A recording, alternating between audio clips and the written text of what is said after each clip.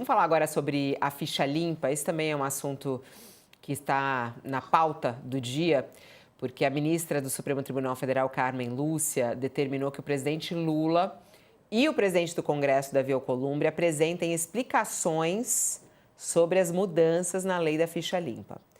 A Rede argumentou que o Senado, o partido Rede, argumentou que o Senado promoveu modificações substanciais no conteúdo do projeto que foi aprovado pela Câmara, sem que o texto tenha votado para avaliação dos deputados. E a alegação é que as alterações teriam violado frontalmente o modelo que reúne ali a Câmara e o Senado. A proposta do Senado, na prática, reduzia o tempo e o período ali em que os condenados ficam inelegíveis.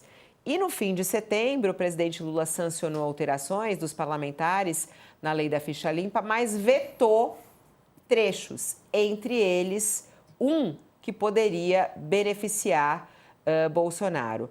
Essa reportagem está na nossa página também do UOL, para quem quiser os detalhes sobre essa mudança, sobre os vetos do presidente Lula e até essa cobrança aí de Carmen Lúcia. Vamos entender essa história, Sakamoto, explicar aqui para a nossa audiência o que está em jogo. Os vetos do presidente foram errados, não foram? E quais as explicações que vêm aí para Carmen Lúcia? Houve muitas mudanças, toda essa discussão da mudança da lei da ficha limpa visava diminuir o tempo de punição ao qual os políticos e candidatos a políticos, candidatos a cargos públicos, estariam sujeitos em caso de condenação por crimes. Né? E aí o que aconteceu? Isso era uma tentativa gestada pelo Congresso Nacional para tirar o deles fora, Por quê? Porque na lei original, né, a condenação, aquela inelegibilidade de 8 anos, começava 8 anos depois da condenação da pena, né, ser transcorrida, né? Então, o que acontece é que o pessoal tentou aqui e ali, Fabíola, resumidamente, que a história é complicada, mas resumidamente tentaram aqui e ali fazer mudanças para garantir a redução dessa pena, para garantir que o ato que gerou a inelegibilidade fosse o grande tempo de referência, seja a condenação e não mais o tempo transcorrido. Só que o que acontece é que já teve mudanças no Senado, e depois teve mudanças de veto presidencial. E a ideia, eu acho que, eu vou até ser sincero, não era só a questão do presidente Jair Bolsonaro, é literalmente fechar a porta, porque o Lula seria muito criticado pelos eleitores no ano que vem, caso deixasse passar essas mudanças da ficha limpa. Por quê? Porque basicamente isso, num momento em que as ruas reclamam de impunidade, de que as ruas regurgitam a PEC da blindagem, fala isso aqui a gente não quer. No momento que o Congresso Nacional, a Câmara, numa votação absurda, o Senado também deve ser absurdamente grande, rejeita, né, a PEC da blindagem, né, você acha que isso geraria o Senado rejeita a PEC da blindagem por uma votação absurda na Comissão de Constituição e Justiça, né? Uma votação que não teve votos contrários, apesar de na Câmara dos Deputados ter tido a votação absurda pela aprovação, né? Inclusive com votos do PL, de Bolsonaro, no Senado, votando a favor, com medo do eleitorado. Se o Lula vai e aprova uma lei que facilita bastante a vida de quem cometeu crime, vai pegar nele. A própria oposição vai falar, olha o Luiz Inácio, tá vendo? Então, por via das dúvidas, ele faz mudanças para garantir que isso não aconteça. Só para fazer um último comentário rápido, eu tinha escrito sobre isso, Fabíola, em 12 de setembro, ou seja, faz um mês, que tinha uma mudança na lei da ficha limpa que estava correndo, e aí o senador Sérgio Moro fez uma emenda, né, para que acabou, na verdade, atrapalhando realmente o Bolsonaro. É uma emenda, né, porque até agora o prazo de 8 anos de inelegibilidade é contado a partir do fim do cumprimento da pena, né?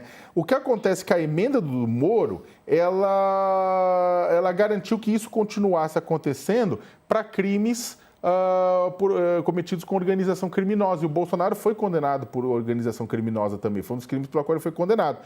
Com isso, o Bolsonaro ele está apto a ser eleito novamente somente quando ele tiver 105 anos de idade. Então, o que acontece? Já houve mudanças no Senado Federal, né, travando e dificultando a vida do Bolsonaro, e agora o Lula passa mais uma pá de cal. Ó, a reportagem que está na nossa página, que é da Fabiola Pérez, ela me achará aqui, explica o seguinte: lei da ficha limpa, veto de Lula reduz chance de Bolsonaro disputar em 2030. Vamos lá, ô Josias, esse veto de Lula foi um veto correto? É um veto necessário ou não? Isso entra numa briga política entre Lula e Bolsonaro? Não, o veto correto, Fabiola, teria sido vetar integralmente essa proposta. Essa proposta é uma vergonha. A lei da ficha limpa foi passada a sujo pelos políticos, com o propósito de reduzir o período de inelegibilidade. Como é que funciona essa inelegibilidade? Hoje, um político condenado por um colegiado, justiça eleitoral ou um tribunal estadual, superior em Brasília, qualquer condenação colegiada, o político fica automaticamente inelegível por 8 anos. E o segredo do negócio está no início da contagem da pena. Todos são inelegíveis por 8 anos. Ocorre que um político, no exercício do mandato, os 8 anos de inelegibilidade dele só começarão a ser contados quando terminar o mandato e no final da pena que ele terá que cumprir. Então, os 8 anos poderiam virar 10 anos, poderiam virar 15 anos. Se o sujeito está no meio do mandato de deputado, de senador, o prazo era elástico. E assim deveria ser, porque político safado deve ter uma pena draconiana.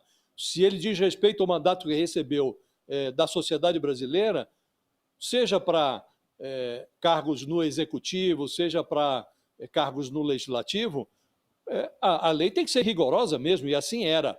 O Congresso Nacional flexibilizou. O Lula, ao invés de vetar integralmente essa lei, comprando outra briga com o Congresso Nacional, ele preferiu fazer um veto cirúrgico. E aí, lendo-se o veto que fez o presidente, ele pareceu tentar fechar as portas para o Bolsonaro, para que o Bolsonaro deixasse de usufruir das mumunhas previstas nessa legislação. Então foi um veto direcionado, né?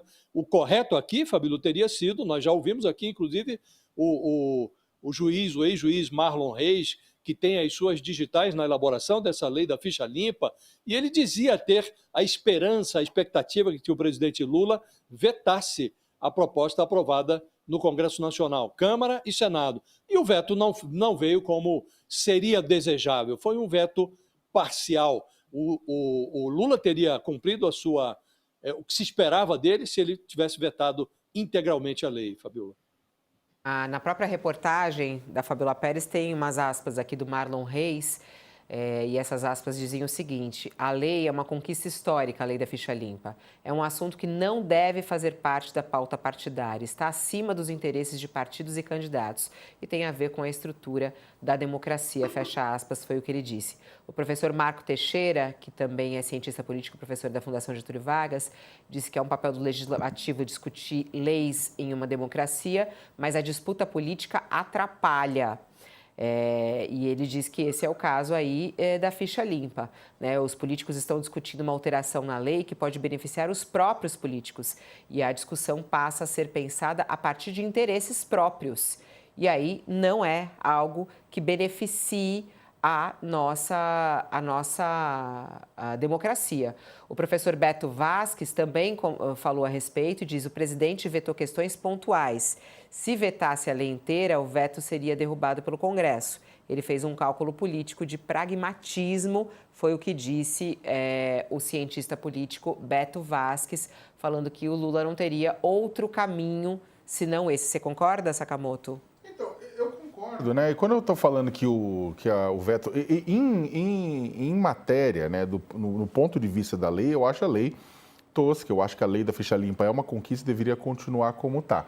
Eu também acho que houve uma discussão estratégica, né? Eu acho que o Lula não queria aparecer mal na fita, dizendo que ele não vetou nada, porque isso eleitoralmente é muito ruim para ele, mas ao mesmo tempo ele fez vetos de forma a dificultar a vida da Câmara e do Senado para não derrubarem os vetos completamente, porque essa era uma matéria que certamente seria derrubada. Então, é claro, a pergunta é, nesse caso, o Lula não valeria a pena ir para o enfrentamento e falar, não, eu vou dizer não e acabou, né?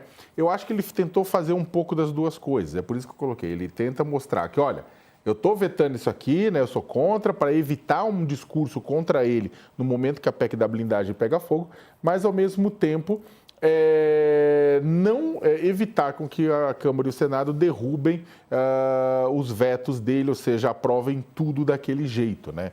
Então, eu acho que aí houve essas alterações e foi um cálculo político, né? Mais um cálculo político, não tenha dúvida.